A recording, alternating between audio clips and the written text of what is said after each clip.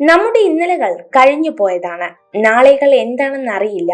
ഇന്നിൽ ജീവിക്കുക, സ്നേഹം കണ്ടെത്തുക, സമാധാനം കണ്ടെത്തുക. നേരുള്ള വഴിയിലൂടെ സഞ്ചരിക്കുന്നവൻ എവിടെയും എത്തില്ല. കല്ലും മുള്ളും നിറഞ്ഞ വഴിയിലൂടെ സഞ്ചരിക്കണം. അപ്പോഴേ ലക്ഷ്യസ്ഥാനത്തിന് അർത്ഥമുണ്ടാകൂ. നിങ്ങൾക്ക് ഏറ്റവും ഇഷ്ടമുള്ളവരെ അവരുടെ തെറ്റുകൾക്കിടയിലും നിങ്ങൾ സ്നേഹിക്കുന്നത് പോലെ നിരുപാധികമായി സ്വയം സ്നേഹിക്കുക. സ്നേഹമാണ് എല്ലാവർക്കും വേണ്ടത്.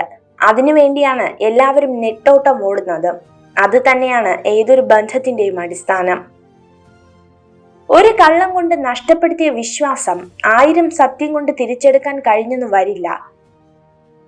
ആത്മാർത്ഥ സ്നേഹവും ആഴത്തിലുള്ള വിശ്വാസവും ആരിലും അമിതമായും വെക്കരുത്. കാരണം മനുഷ്യൻ മാറും, ഒപ്പം അവരുടെ മനസ്സും. ഒരു കാർമേഘവും ഒരുപാട് കാലം നിലനിന്നിട്ടില്ല. ഒന്നെങ്കിൽ പെയ്തൊഴിയും, അല്ലെങ്കിൽ സ്വയം ഇല്ലാതാവും. നമ്മുടെ പ്രശ്നങ്ങളുടെ കാലാവധിയും ഇത്രയേ ഉള്ളൂ.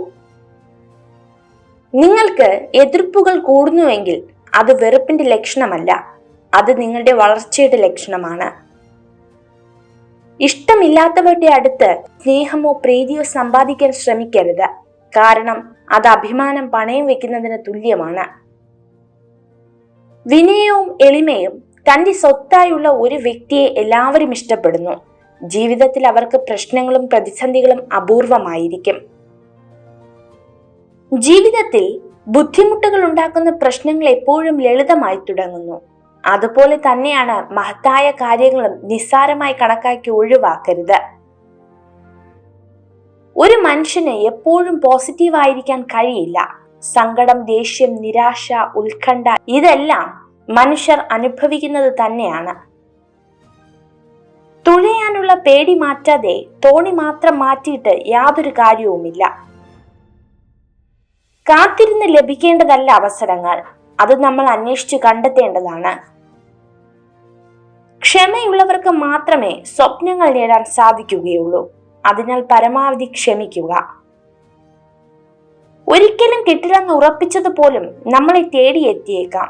തളരാതെ പരിശ്രമം തുടങ്ങുക. അധ്വാനത്തിന്റെ ഫലം ഇന്നല്ലെങ്കിൽ നാളെ നമ്മളെ തേടി വരും.